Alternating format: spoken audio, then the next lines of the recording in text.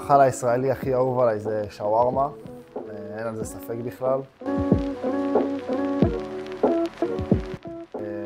המודל לחיקוי שלי, יש לי שניים, אחד פרש, גל מקל, לוקח ממנו הרבה, והשני זה שוחמן, שמשחק בבאר שבע.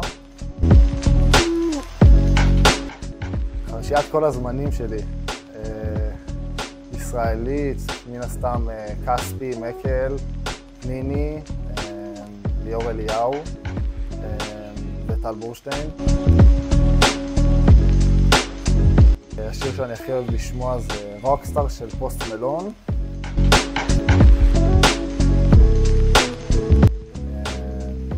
הרגע שהכי זכור לי בקריירה זה קודם כל השנה שעליתי דקות ראשונות נגד הפועל ירושלים, וגם משחק ראשון שלי בתיכונים בכפר סבא.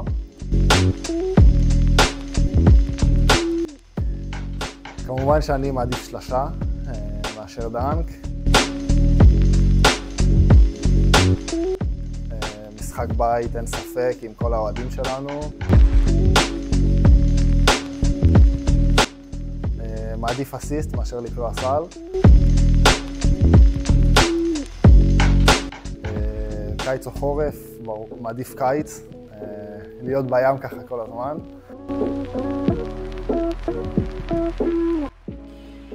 אני חושב שמסילתי, רפאל מסילתי אוהב הכי הרבה משחקי מחשב, כל הזמן משחק.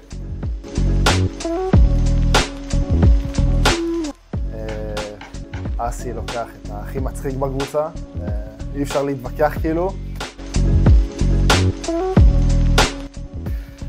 את הסטייל הכי יפה, הייתי אומר זה תחרות בין לוטטי לקסיוס, הם מתלבשים האמת מאוד יפה.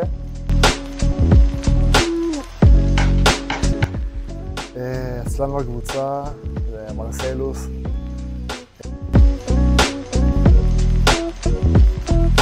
מי שר הכי יפה בקבוצה? אני חושב שלוטטי, כי הוא היחיד ששר באמת, אז רק אותו שומעים. ומי הכי חופר בוואטסאפ? אסי, סליחה, אבל אתה חופר כאילו...